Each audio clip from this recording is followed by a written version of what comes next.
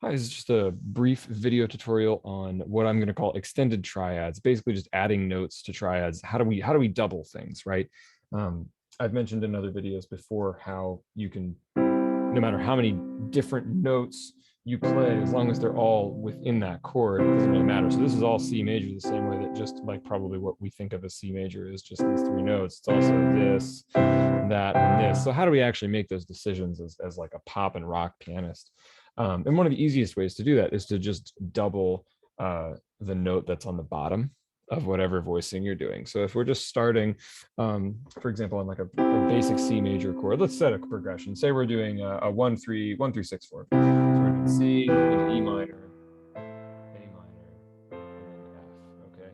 So first we're going to go through and do the easy way out. How would we play this in a satisfying way from the standpoint of voice leading? Well, C and then E minor is going to be right here because E, G, and B is the only one that changes that one. I'm going to shift up to A minor there and then to F here. If none of this made sense, this would be a great time for you to check out the Easy Way Out video that I have also posted explaining exactly how I figured all that out.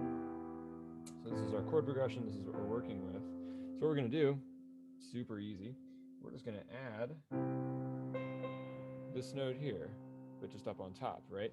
So it does require a little bit of a shift probably in your fingering, depending on how you're doing this. Most people either do something like this or this with a triad, but you're going to have to do 1, 2, and 3 in order to reach that octave, and that'll be the case for pretty much all these chords. So we're just going to double that. So if our first chord was here, it sounds like that, and then B, so we're going to come down to B here. We'll go up to A, we just double that A up there, or double that C up there rather, and then double this C up here like that. So what this does is, this is what it sounds like first with just like triads. It sounds fine, it's totally cool. And then when we add those, without changing anything else, it's just a much richer sound, a much thicker sound. So it's a really effective technique going into a chorus, building up a bridge, or just building up any kind of song to kind of go from that simple triad playing to do this kind of thing. Just sounds, bigger.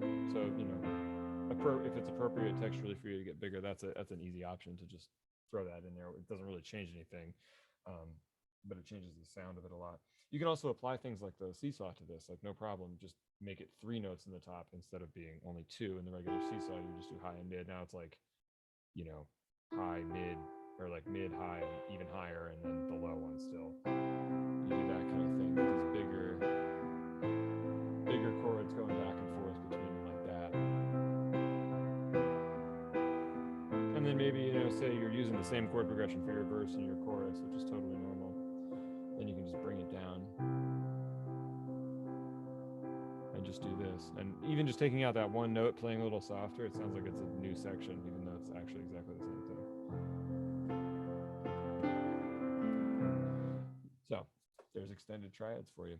Add them to your next chorus today. See you next time.